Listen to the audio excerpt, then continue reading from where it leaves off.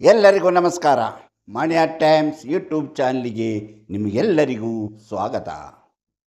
ನಾವು ಹಲವಾರು ವಿಚಾರಗಳನ್ನು ಮಾಣಿಯ ಟೈಮ್ಸ್ ಯೂಟ್ಯೂಬ್ ಚಾನಲ್ ಮೂಲಕ ನಿಮ್ಮೊಂದಿಗೆ ಹಂಚಿಕೊಳ್ಳುತ್ತಾ ಬಂದಿದ್ದೇವೆ. ತುಂಬ ಜನಕ್ಕೆ ಇದರಿಂದ ಉಪಯೋಗ ಆಗ್ತಾ ಇದೆ ಎಂಬುದು ನಿಮ್ಮೆಲ್ಲರ ಪ್ರತಿಕ್ರಿಯೆ ಕಂಡಾಗ ನಮಗೆ ಅನಿಸುತ್ತಾ ಇದೆ. ಅಂದರೆ ನಿಮಗೆ ಇಂತಹ ವಿಷಯಗಳು ಇಷ್ಟವಾಗ್ತಾ ಇದೆ, ಇಂಥ ವಿಷಯಗಳನ್ನು ನೀವು ಕೇಳಿ ನಿಮ್ಮ ಜೀವನದಲ್ಲಿ ಅದನ್ನು ಅಳವಡಿಸಿಕೊಳ್ಳುತ್ತಿದ್ದೀರಿ, ನಿಮಗೆ ಜೀವನದಲ್ಲಿ ಅದರಿಂದ ಉಪಯೋಗ ಆಗುತ್ತಾ ಇದೆ ಎಂದು ತಿಳಿದು ನಮಗೆ ಸಂತೋಷವಾಗ್ತದೆ. ಅಂದರೆ ಇವತ್ತು ನಾವು ಸಹ ಅಂತಹ ಮತ್ತೊಂದು ವಿಚಾರವನ್ನು ನಿಮ್ಮ ಜೊತೆ ಹಂಚಿಕೊಳ್ಬೇಕಂತಿದ್ದೇನೆ. ಅಂದರೆ ನಮ್ಮ ಜನಗಳಿಗೆ, ತುಂಬ ಜನಗಳಿಗೆ ಹಣಕಾಸಿನ ಬಗ್ಗೆ ತುಂಬ ಸಮಸ್ಯೆಗಳಿದೆ. ನನಗೆ ಯಾಕೆ ಹಣ ಮಾಡಲು ಸಾಧ್ಯವಾಗ್ತಾ ಇಲ್ಲ, ಬೇರೆಯವರು ಹಣ ಮಾಡ್ತಿದ್ದಾರಲ್ಲ, ಬೇರೆಯವರ ಮಕ್ಕಳಿಗೆ ಅದ್ಧೂರಿಯಾಗಿ ಮದುವೆ ಮಾಡಿಸ್ತಿದ್ದಾರೆ, ನನಗೆ ಯಾಕೆ ನನ್ನ ಮಕ್ಕಳ ಮದುವೆಯನ್ನು ಆ ರೀತಿ ನಡೆಸಲು ಸಾಧ್ಯವಾಗ್ತಾ ಇಲ್ಲ, ಎಲ್ಲರೂ ಮಕ್ಕಳಿಗೆ ಉತ್ತಮವಾದ ಶಿಕ್ಷಣವನ್ನು ಕೊಡ್ತಿದ್ದೆಲ್ಲ, ನನ್ನ ಯಾಕೆ ಸಾಧ್ಯವಾಗ್ತಾ ಇಲ್ಲ. ಇಂಥ ಚಿಂತೆಯಲ್ಲೇ ಹಲವರ ನಿದ್ದೆಗೆಡುತ್ತಾ ಇದೆ. ಹಲವರು ನಿದ್ದೆ ಮಾಡಲು ಸಾಧ್ಯವಾಗ್ತಾ ಇಲ್ಲ. ಯಾಕೆ? ನನ್ನಿಂದ ಯಾಕೆ ಸಾಧ್ಯವಾಗ್ತಾ ಇಲ್ಲ, ನಾನು ಯಾಕೆ ಈ ರೀತಿ ನರಳಬೇಕು, ನಾನು ಯಾಕೆ ಎಷ್ಟೇ ಕಷ್ಟಪಟ್ಟರೂ ನನಗೆ ಜೀವನದಲ್ಲಿ ಅಭಿವೃದ್ಧಿ ಅನ್ನುವುದೇ ಇಲ್ಲವಲ್ಲ. ಇಂತಹ ವಿಚಾರಗಳನ್ನು ನೀವು ಯೋಚನೆ ಮಾಡ್ತಾ ಮಾಡ್ತಾ ರಾತ್ರಿ ನಿದ್ದೆ ಇಲ್ಲದಂತಾಗುವಂತಹ ಇಂಥ ಪರಿಸ್ಥಿತಿಯಿಂದ ನೀವು ಹೊರಬರಬೇಕಾದ್ರೆ ಇಂಥ ವಿಷಯಗಳನ್ನು ನಾವು ಇವತ್ತು ಹೇಳುವಂಥ ವಿಷಯವನ್ನು ನೀವು ಗಮನವಿಟ್ಟು ಕೇಳಿ. ನಿಮಗೆ ನಿಮ್ಮ ನಿದ್ದೆಗೆ ಭಂಗವಾಗಿರುವಂತಹ ಚಿಂತೆಯಿಂದ ನೀವು ಹೊರಬರಬಹುದು. ಹಣಕಾಸಿನ ವಿಷಯದಲ್ಲಿ ನೀವು ಸ್ವಾವಲಂಬಿಗಳಾಗಬಹುದು. ಹಣಕಾಸಿನ ವಿಷಯದಲ್ಲಿ ಸ್ವಾವಲಂಬಿ ಅಂದರೆ ಏನು ಎಂದು ನೀವು ಕೇಳ್ಬೋದು. ಅದೇ ಹೌದು, ಅದು ಸ್ವಾವಲಂಬನಕ್ಕೆ ಇರುವಂತಹ ಹಲವಾರು ವಿಚಾರಗಳಿವೆ. ಅದನ್ನೆಲ್ಲ ಹೇಳಿದ ಮೇಲೆ ಅದನ್ನು ತಿಳ್ಕೊಂಡಾಗ ನಿಮಗೆ ಗೊತ್ತಾಗುತ್ತೆ ಹಣ ಎಂಬುದು ಯಾವ ರೀತಿ ಪ್ರತಿಯೊಬ್ಬ ವ್ಯಕ್ತಿಯ ಕೈಯಲ್ಲೂ ಉಳಿಯುತ್ತದೆ, ಅದನ್ನು ಉಳಿಸಿ ಬೆಳೆಸಲು ಹೇಗೆ ಸಾಧ್ಯ ಎಂಬುದು ನಿಮಗೆ ಅರ್ಥವಾಗುತ್ತದೆ. ಆದರೆ ಶ್ರೀಮಂತರು ಯಾರು, ನಾನು ಹೇಗೆ ಶ್ರೀಮಂತನಾದೆ, ಯಾವ ರೀತಿ ಶ್ರೀಮಂತನಾದೆ ಎಂದು ಹೇಳ್ಕೊಡೋದಿಲ್ಲ. ಇದೆಲ್ಲವೂ ನೋಡಿ ಅನುಭವಿಸಿ ಕಲಿಯಬೇಕಾದಂಥ ವಿಚಾರ. ಎಲ್ಲೂ ಯಾರೂ ನಿಮಗೆ ಹಣ ಮಾಡುವ ವಿಚಾರವನ್ನು ಹೇಳ್ಕೊಡೋದಿಲ್ಲ. ನೀವು ಉದ್ಯೋಗ ಮಾಡುವಂತಾರೆ ಅಷ್ಟೇ. ಆದರೆ ಇಂಥ ವಿಚಾರಗಳನ್ನು ಹೊತ್ತು ಬರುತ್ತಿರುವಂತಹ ಮಾಣಿಯ ಟೈಮ್ಸ್ ಯೂಟ್ಯೂಬ್ ಚಾನಲನ್ನು ನೀವು ಇನ್ನೂ ಸಬ್ಸ್ಕ್ರೈಬ್ ಮಾಡಿಲ್ಲವಾದರೆ ಈಗಲೇ ಕೆಳಗೆ ಕಾಣುವ ಸಬ್ಸ್ಕ್ರೈಬ್ ಎಂದು ಬರೆದಿರುವಲ್ಲಿ ಒಮ್ಮೆ ಕ್ಲಿಕ್ ಮಾಡಿ ಸಾಕು, ನೀವು ಸಬ್ಸ್ಕ್ರೈಬ್ ಆಗ್ತೀರಿ. ಅದೇ ರೀತಿ ಪಕ್ಕದಲ್ಲಿ ಕಾಣುವ ಗಂಟೆಯ ಚಿಹ್ನೆಯನ್ನು ಒಮ್ಮೆ ಕ್ಲಿಕ್ ಮಾಡಿದರೆ ಮಾಣಿಯ ಟೈಮ್ಸ್ ಯೂಟ್ಯೂಬ್ ಚಾನಲಲ್ಲಿ ಯಾವುದೇ ಹೊಸ ವಿಡಿಯೋ ಅಪ್ಲೋಡ್ ಮಾಡಿದ ಕೂಡಲೇ ನಿಮ್ಮ ಮೊಬೈಲಿಗೆ ನೋಟಿಫಿಕೇಷನ್ ಬರುವುದರಿಂದ ನೀವು ಎಲ್ಲ ವಿಡಿಯೋಗಳನ್ನು ನೋಡಿ ನಿಮ್ಮ ಜೀವನಕ್ಕೆ ಯಾವುದು ಅವಶ್ಯಕವೋ ಅದನ್ನು ಅಳವಡಿಸಿಕೊಂಡಾಗ ನೀವು ಜೀವನದಲ್ಲಿ ಅಭಿವೃದ್ಧಿ ಆಗ್ತೀರಿ, ಯಶಸ್ವಿ ಆಗ್ತೀರಿ, ಸಂತೋಷವಾದ ಜೀವನ ನಿಮ್ಮದಾಗುತ್ತದೆ. ಹಾಗೆಯೇ ಪ್ರತಿಯೊಂದು ವಿಡಿಯೋವನ್ನು ಆರಂಭದಿಂದ ಕೊನೆವರೆಗೂ ನೋಡಿ, ಲೈಕ್ ಮಾಡಿ, ಶೇರ್ ಮಾಡಲು ಮರೆಯಬೇಡಿ. ನಿಮ್ಮೆಲ್ಲರ ಇಂತಹ ಪ್ರೋತ್ಸಾಹ ನಮಗೆ ಹೆಚ್ಚಿನ ಪ್ರಚೋದನೆ ನೀಡಿ ಇನ್ನೂ ಉತ್ತಮವಾದಂತಹ ವಿಡಿಯೋವನ್ನು ತಯಾರಿಸಲು ಅನುಕೂಲವಾಗುತ್ತದೆ. ಈಗ ಹಣ ಹೇಗೆ ಬರುತ್ತೆ? ಒಬ್ಬ ವ್ಯಕ್ತಿ ತನ್ನ ಇನ್ನೊಬ್ಬರ ಹತ್ರ ಹೋಗಿ ಕೇಳ್ತಾರೆ, ನನಗೆ ಸ್ವಲ್ಪ ಹಣ ಬೇಕು, ಅರ್ಜೆಂಟ್ ಆಗಬೇಕಾಯಿತು. ಯಾಕಂತ ಕೇಳಿದಾಗ, ನನ್ನ ಮಗಳಿಗೆ ಮದುವೆ ಮಾಡಿಸೋಕ್ಕೆ ಹಣ ಬೇಕು, ಅದಕ್ಕೆ ನಾನು ಹಣಕ್ಕಾಗಿ ಬಂದಿದ್ದೇನೆ, ಕೊಡಿ ಅಂತ ಕೇಳ್ತೇನೆ. ಆವಾಗ ಆ ಹಣ ಇರುವಂಥ ಶ್ರೀಮಂತ ಹೇಳ್ತಾನೆ, ಅವನ ಮುಖ ನೋಡ್ಬಿಟ್ಟು ಕೇಳಿದ, ಏನು ನಿಮಗೆ ಮಗಳ ಮದುವೆ ಮಾಡಿಸ್ಬೇಕೆಂಬುದು ಈಗ ಅರ್ಜೆಂಟಾಗಿ ಬಂದಂಥ ವಿಚಾರನ? ಅದು ಆ ಮಗಳು ಹುಟ್ಟಿ 22 ವರ್ಷ ಆಯಿತು, ಆ 22 ವರ್ಷ ಆದರೂ ನಿಮಗೆ ಇನ್ನೂ ನೆನಪಿರಲಿಲ್ಲವೇ?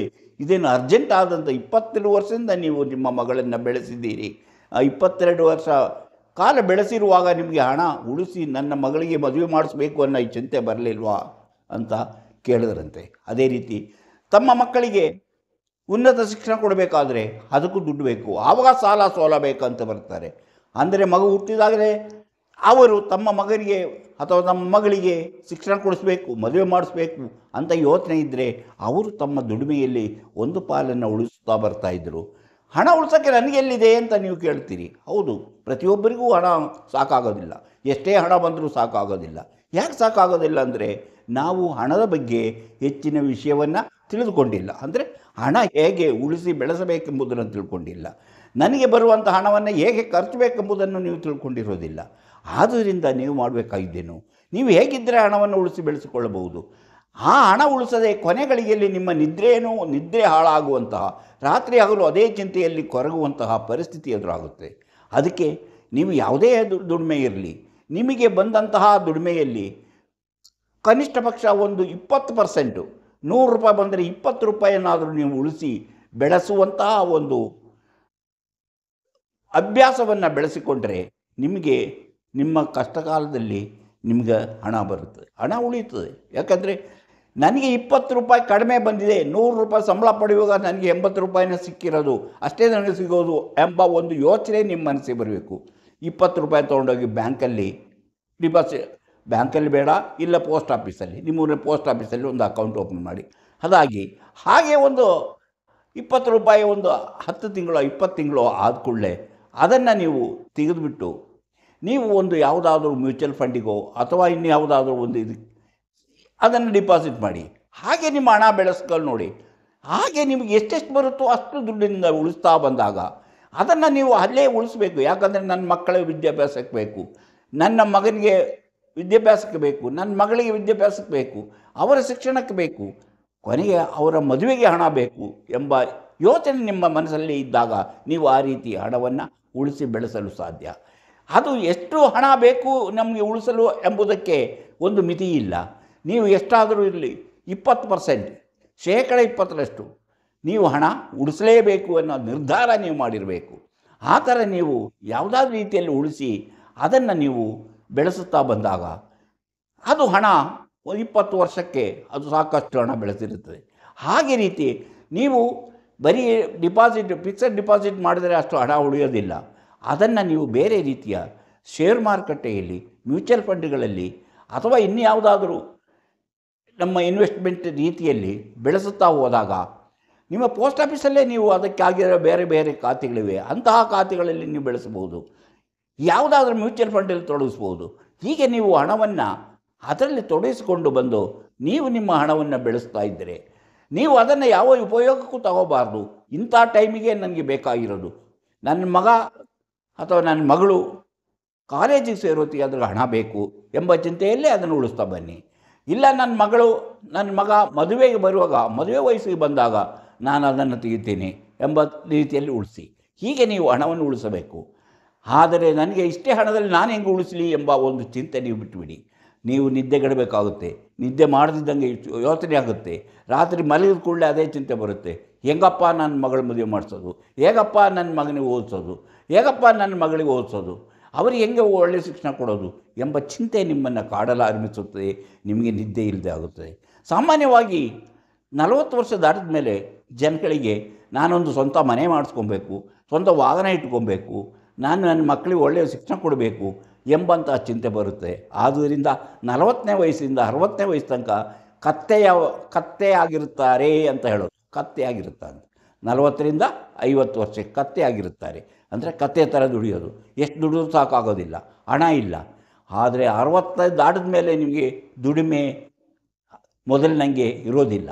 ಆದ್ದರಿಂದ ನೀವು ಕಷ್ಟಪಟ್ಟು ದುಡಿದು ನೀವು ಮುಂದಿನ ಜೀವನಕ್ಕೆ ಇರುವಂತಹ ಹಣವನ್ನು ನೀವು ಉಳಿಸುವಂತಹ ಪ್ರಯತ್ನ ಮಾಡಬೇಕು. ಅಂದರೆ ನೀವು ಒಂದು 65-70 ವರ್ಷ ಆದಮೇಲೆ ನಿಮ್ಮ ದುಡಿಮೆ ನಿಂತು ಹೋಗುತ್ತೆ. ದುಡಿಮೆ ನಿಂತು ಹೋದಾಗಲೂ ನೀವು ಯಾವುದೇ ಒಂದು ದಾರಿಯನ್ನು ಹುಡುಕೊಳ್ಬೇಕಾಗುತ್ತೆ ಜೀವನಕ್ಕೆ. ಆ ದಾರಿಯನ್ನು ಹುಡುಕೊಳ್ಳದೇ ಇದ್ದರೆ ನೀವು ಮಾಡಿದ ಎಲ್ಲ ಕಷ್ಟ, ಶ್ರಮ ಎಲ್ಲವೂ ವ್ಯರ್ಥವಾಗುತ್ತೆ. ಯಾಕಂದರೆ ನಿಮ್ಮ ಜೀವನಕ್ಕೆ, ನಿಮ್ಮ ಖರ್ಚಿಗೆ ನಿಮ್ಮ ಹತ್ರ ಹಣ ಇಲ್ಲದಾಗುತ್ತದೆ. ಆಗ ನೀವು ಪರಾವಲಂಬಿಗಳಂತೆ ಜೀವನ ಮಾಡಬೇಕಾಗುತ್ತೆ. ಆದ್ದರಿಂದ ಪ್ರತಿಯೊಬ್ಬರೂ ತಮ್ಮ ಜೀವನದಲ್ಲಿ ಆರಂಭದಿಂದ ಯಾವಾಗ ನೀವು ದುಡಿಯಲಾರಂಭಿಸುತ್ತೀರೋ ಆವಾಗಿನಿಂದ ನೀವು ನಿಮ್ಮ ದುಡಿಮೆ ಒಂದು ಭಾಗವನ್ನು ಈ ರೀತಿ ಉಳಿಸುವ ಪ್ರಯತ್ನ ಮಾಡಬೇಕು. ಅದಕ್ಕೆ ಉದ್ಯೋಗಸ್ಥರೇ ಆಗಬೇಕು ಅಥವಾ ಕೆಲಸಗಾರರೇ ಆಗಬೇಕು, ಯಾರೇ ಆಗಬೇಕು ಅಂತ ತಿಂಗಳಿಗೆ ನಿಮ್ಮ ಒಂದಿಷ್ಟು ದುಡ್ಡು ಬರುತ್ತೆ. ಒಬ್ಬ ರೈತ ಇಷ್ಟು ಬೆಳೆಯನ್ನು ಬೆಳೀತಾನೆ. ಅಷ್ಟು ಬೆಳೆ ಬೆಳೆದಾಗ ಅದನ್ನು ಮಾರಾಟ ಮಾಡಿ ಬಂದಂತಹ 1000 ರೂಪಾಯಿ ಬಂತು ಅಂದರೆ ಒಂದು 200 ರೂಪಾಯಿಯನ್ನು ನೀವು ಉಳಿಸ್ಬೇಕು. ಹಾಲು ಮಾರುವವನು ಹಾಲು ಮಾರ್ತಾ ಇರ್ತಾನೆ. ಹಾಲು ಮಾರುವವನಿಗೆ ಒಂದು ತಿಂಗಳಿಗೆ ಒಂದಿಷ್ಟು ರೂಪಾಯಿ, ಒಂದು 200 ರೂಪಾಯಿನೋ 300 ರೂಪಾಯಿನೋ ಎಷ್ಟಾಗುತ್ತೋ ಅದಷ್ಟು ಉಳಿಸೋದು. ಅಥವಾ ಒಬ್ಬ ತರಕಾರಿ ಸೊಪ್ಪು ಬೆಳೆಯೋನು, ಅವನು ಮಾರಾಟ ಮಾಡಿ ಬಂದ ಸೊಪ್ಪಿನಿಂದ ದುಡ್ಡಲ್ಲಿ ಒಂದು 50 ರೂಪಾಯಿನೋ ಒಂದು 60 ರೂಪಾಯಿನೋ ಉಳಿಸಿ. ಹಾಗೆ 15 ದಿನಕ್ಕೋ ಒಂದು ತಿಂಗಳಿಗೋ ಒಂದು ಸರಿ ನೀವು ಅಷ್ಟು ದುಡ್ಡನ್ನು ಉಳಿಸುವುದರಿಂದ ನಿಮ್ಮ ಜೀವನದಲ್ಲಿ ನೀವು ಮುಂದೆ ಬರುವಂತಹ ಕಷ್ಟಗಳನ್ನು ಎದುರಿಸಲು ಸುಲಭವಾಗುತ್ತದೆ.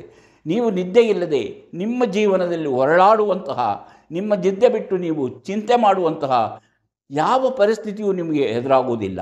ಹಣ ಹೊಂದಿದ್ದರೆ ಹಣದ ಮ್ಯಾನೇಜ್ಮೆಂಟ್, ಹಣವನ್ನು ಖರ್ಚು ಮಾಡುವಂಥ ರೀತಿ ನಿಮಗೆ ಗೊತ್ತಿರಬೇಕು. ಹಣದಲ್ಲಿ ನೀವು ಯಾವ ರೀತಿ ನಿಮ್ಮ ನಿತ್ಯದ ಖರ್ಚಿಗೆ, ನಿಮ್ಮ ದಿನ ಖರ್ಚಿಗೆ 50% ಅಂದರೆ ನಿಮ್ಮ ದುಡಿಮೆಯ 50 ಭಾಗವನ್ನು ನೀವು ಖರ್ಚು ಮಾಡಿ. ಅದು ಅಷ್ಟೇ, ಅದಕ್ಕಿಂತ ಜಾಸ್ತಿ ಖರ್ಚು ಮಾಡೋಕ್ಕಾಗೋದಿಲ್ಲ.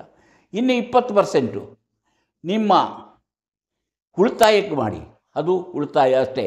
ಅದು ಆದರೆ ಆಮೇಲೆ ಇನ್ನಿರುವಂತಹ 10%ನ್ನು ನಿಮ್ಮ ಔಷಧಿ, ನಿಮ್ಮ ಮನೆಯಲ್ಲಿ ಬರುವಂತಹ ಇತರೆ ಖರ್ಚುಗಳಿಗೆ, ನೆಂಟರು ಬಂದರು ಅಥವಾ ಎಲ್ಲೋ ಪ್ರಯಾಣ ಹೋಗಬೇಕು, ಅದಕ್ಕಾಗಿ ನೀವು ಆ 10%ನ್ನು, ಮತ್ತು 20% ನಿಮ್ಮ ಜೀವನದಲ್ಲಿ ಎದುರಾಗುವಂತಹ ಎಮರ್ಜೆನ್ಸಿ ಖರ್ಚು, ಎಮರ್ಜೆನ್ಸಿಗಾಗಿ ತೆಗೆದಿಡಬೇಕು. ಎಮರ್ಜೆನ್ಸಿ ಅಂದರೆ ಇದ್ದಕ್ಕಿದ್ದಾಗೆ ನೀವು ಒಂದು ದಿವಸ ಕೆಲಸ ಇರಲ್ಲ, ಅಥವಾ ಕೆಲಸಕ್ಕೆ ಹೋಗೋಕ್ಕಾಗಿಲ್ಲ, ಅಥವಾ ಇನ್ನು ಯಾವುದೋ ನಿಮ್ಮ ಕೆಲಸನೇ ಹೋಯಿತು, ಅಂಥ ಪರಿಸ್ಥಿತಿಯಲ್ಲಿ ನಿಮಗೆ ಉಪಯೋಗವಾಗುತ್ತೆ. ಒಂದು 3 ತಿಂಗಳಷ್ಟು ಆಗುವಂಥ ದುಡಿಮೆಯನ್ನು ನೀವು ಮೊದಲೇ ಸುರಕ್ಷಿತವಾಗಿ ಯಾವುದಾದ್ರೂ ಒಂದು ರೀತಿಯಲ್ಲಿ ಉಳಿಸಿಕೊಂಡಿದ್ದರೆ ನೀವು ಜೀವನದಲ್ಲಿ ಹೆಚ್ಚಿನ ಕಷ್ಟಗಳಿಲ್ಲದೆ ನಿಮ್ಮ ಜೀವನವನ್ನು ಮುಂದುವರಿಸಲು ಸಾಧ್ಯವಾಗುತ್ತದೆ. ಅಂದರೆ ಈ ಜೀವನದಲ್ಲಿ ಯಾರು ನಾನು ಹೇಗೆ ಸಾಹುಕಾರ ಆದೆ, ನಾನು ಹೇಗೆ ಧನಿಕನಾದೆ, ನಾನು ಹೇಗೆ ಶ್ರೀಮಂತನಾದೆ ಎಂಬುದನ್ನು ಯಾರು ಹೇಳ್ಕೊಡೋದಿಲ್ಲ. ಶ್ರೀಮಂತನಾಗಬೇಕಾದ್ರೆ ಅವನ ಜೊತೆಯಲ್ಲಿದ್ದು ಬೇರೆಯವರನ್ನು ನೋಡಿ ಅನುಕರಿಸಿ ಅವನು ಮಾಡುತ್ತಿರುವಂತಹ ರೀತಿಯನ್ನು ಫಾಲೋ ಮಾಡಿದಾಗಲೇ ನಾವು ಸಹ ನಮ್ಮ ಹಣವನ್ನು ಉಳಿಸಿ ಬೆಳೆಸಲು ಸಾಧ್ಯ. ಇಂತಹ ಕೆಲವು ವಿಚಾರಗಳು ನಿಮಗೆ ತಿಳಿದಿದ್ದರೆ ನೀವು ಜೀವನದಲ್ಲಿ ನೀವು ಸಹ ಉತ್ತಮವಾದ ವ್ಯಕ್ತಿಯಾಗಿ ಸಮಾಜದಲ್ಲಿ ಬದುಕಲು ಸಾಧ್ಯ. ಮಕ್ಕಳ ವಿದ್ಯಾಭ್ಯಾಸಕ್ಕೆ, ಮಕ್ಕಳ ಶಿಕ್ಷಣಕ್ಕೆ, ಇಲ್ಲ ಮಕ್ಕಳ ಮದುವೆಗೆ, ಇಲ್ಲ ಮನೆ ಕಟ್ಟುವುದಕ್ಕೆ, ಇಲ್ಲ ಉತ್ತಮ ವಾಹನ ತಗೊಳ್ಳುವುದಕ್ಕೆ ಇಂತಹ ಹಣವು ನಿಮಗೆ ಹೆಚ್ಚಿನ ಉಪಯೋಗಕ್ಕೆ ಬರುತ್ತದೆ ಎಂಬುದನ್ನು ನೀವು ತಿಳಿದುಕೊಂಡಿದ್ದರೆ ನಿಮ್ಮ ಜೀವನದಲ್ಲಿ ನಿಮಗೆ ನಿದ್ದೆಗಳಿಲ್ಲದ ಸಮಯ, ನಿದ್ದೆ ಮಾಡಲಾಗದ ಆ ಒಂದು ಚಿಂತೆ ನಿಮ್ಮನ್ನು ಕಾಡುವುದಿಲ್ಲ. ಆದ್ದರಿಂದ ಪ್ರತಿಯೊಬ್ಬರೂ ತಮ್ಮ ದುಡಿಮೆಯ ಯಾವುದೇ ಇರಲಿ, ರೈತ ಆಗಿರ್ಬೋದು, ಕೂಲಿ ಕೆಲಸನೂ ಆಗಿರ್ಬೋದು, ಇಲ್ಲ ಉದ್ಯೋಗಸ್ಥನಾಗಿರ್ಬೋದು, ತಮ್ಮ ದುಡಿಮೆಯ 20% 100 ರೂಪಾಯಿ ದುಡಿದರೆ 20 ರೂಪಾಯಿ ಉಳಿತಾಯ ಮಾಡಿ ಅದನ್ನು ಉಳಿಸಿ, ಅದನ್ನು ಇಂಥ ಯೋಚನೆಗೆ ಅಂತಲೇ ಇಟ್ಕೊಂಡಿರ್ಬೇಕು. ನೀವು ಮಕ್ಕಳ ಮದುವೆಗಾಗಿರ್ಬೋದು, ಅಥವಾ ಮದುವೆ ಶಿಕ್ಷಣಕ್ಕಾಗಿರ್ಬೋದು, ಆ ರೀತಿಯ ಹಲವು ಯೋಜನೆಗಳಿವೆ. ಆ ಯೋಜನೆಗಳು ಯಾವುದೆಂಬುದನ್ನು ನೀವು ತಿಳಿದುಕೊಂಡು ಅದರಲ್ಲಿ ತೊಡಗಿಸ್ತಾ ಬಂದಾಗ ನೀವು ಜೀವನದಲ್ಲಿ ಅಭಿವೃದ್ಧಿ ಆಗ್ತೀರಿ. ನಿಮ್ಮ ಜೀವನ ಚಿಂತೆಗಳಿಂದ ಮುಕ್ತವಾಗಿ ನೀವು ಸುಖವಾದ ಜೀವನ ನಡೆಸಲು ಸಾಧ್ಯವಾಗುತ್ತದೆ. ಹಣಕಾಸಿನ ಬಗ್ಗೆ ಇಂತಹ ಹಲವಾರು ವಿಚಾರಗಳಿವೆ. ಅಂಥ ವಿಚಾರಗಳನ್ನು ಮುಂದಿನ ವಿಡಿಯೋದಲ್ಲಿ ಹೇಳ್ತಾ ಹೋಗುತ್ತೇನೆ. ಇಂಥ ವಿಡಿಯೋ ನಿಮಗೆ ಇಷ್ಟವಾದರೆ ಈಗಲೇ ಲೈಕ್ ಮಾಡಿ, ಶೇರ್ ಮಾಡಿ, ಪ್ರೋತ್ಸಾಹ ಕೊಡಿ. ಇನ್ನೂ ನೀವು ಮಾಣಿ ಟೈಮ್ಸ್ ಯೂಟ್ಯೂಬ್ ಚಾನಲನ್ನು ಸಬ್ಸ್ಕ್ರೈಬ್ ಮಾಡಿಲ್ಲವಾದರೆ ಈಗಲೇ ಕೆಳಗೆ ಕಾಣುವ ಸಬ್ಸ್ಕ್ರೈಬ್ ಎಂದು ಬರೆದಿರುವಲ್ಲಿ ಒಮ್ಮೆ ಕ್ಲಿಕ್ ಮಾಡಿ ಸಾಕು, ನೀವು ಸಬ್ಸ್ಕ್ರೈಬ್ ಆಗ್ತೀರಿ. ಹಾಗೆಯೇ ನೀವು ಪ್ರತಿಯೊಂದು ವಿಡಿಯೋವನ್ನು ಆರಂಭದಿಂದ ಕೊನೆಯವರೆಗೂ ನೋಡಿ, ಲೈಕ್ ಮಾಡಿ, ಪ್ರೋತ್ಸಾಹ ಕೊಡಿ. ಇಂತಹ ಮತ್ತೊಂದು ವಿಡಿಯೋದೊಂದಿಗೆ ಮತ್ತೆ ಬರುತ್ತೇನೆ. ಇಷ್ಟು ಹೊತ್ತು ಈ ವಿಡಿಯೋ ನೋಡಿದ ನಿಮಗೆಲ್ಲರಿಗೂ ಧನ್ಯವಾದ.